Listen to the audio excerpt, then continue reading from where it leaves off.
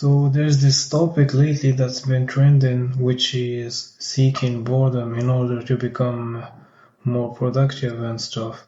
And I want to make some additions to this topic as a whole. The first thing I want to talk about is the competitive mindset often associated with being productive.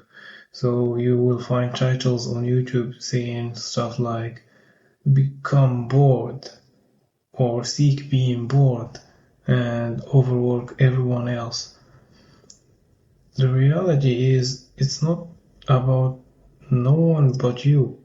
And one of the main reasons why you want to get bored is, first of all, to be grateful.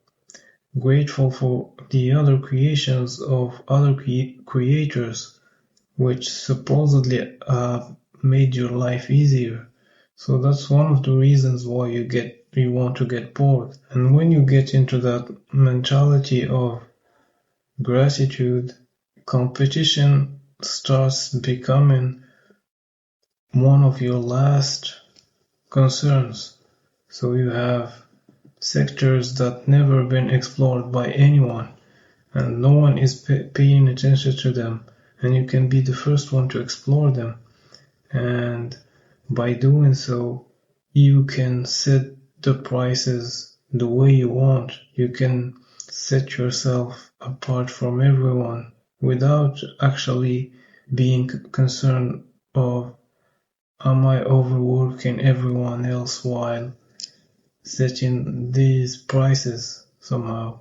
So say you can have your products priced at a higher price than the market, and still some people will choose your products.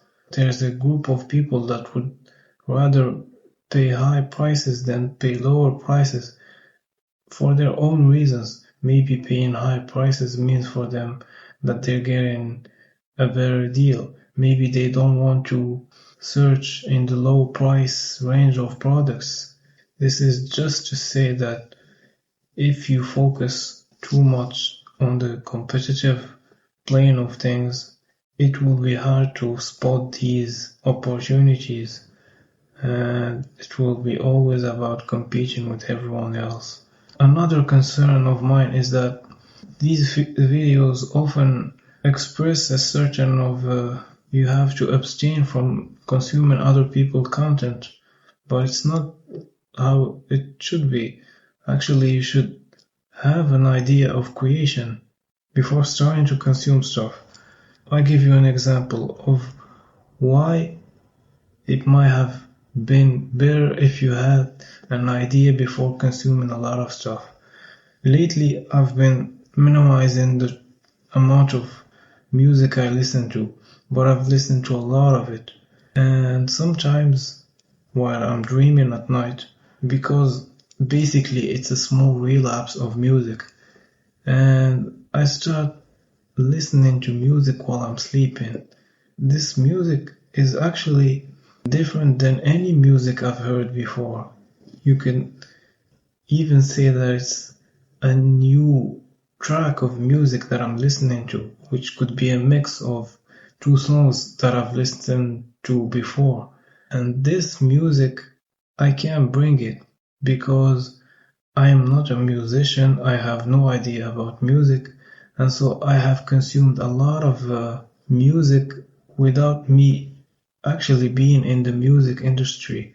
That's why I think that consuming other creators' stuff isn't always a bad thing. If I was a musician, that could have been a good thing. So I would be waking up at night, taking a piece of paper and writing down the music notes of that song that I've just randomly stumbled upon on my sleep. But as a normal or average music enjoyer, I can't do much with that. And this is how you should view almost every type of content on social media nowadays. So instead of just abstaining yourself from consuming any content and remain bored, you should first have an idea of a creation you want to achieve and then consume stuff related to it.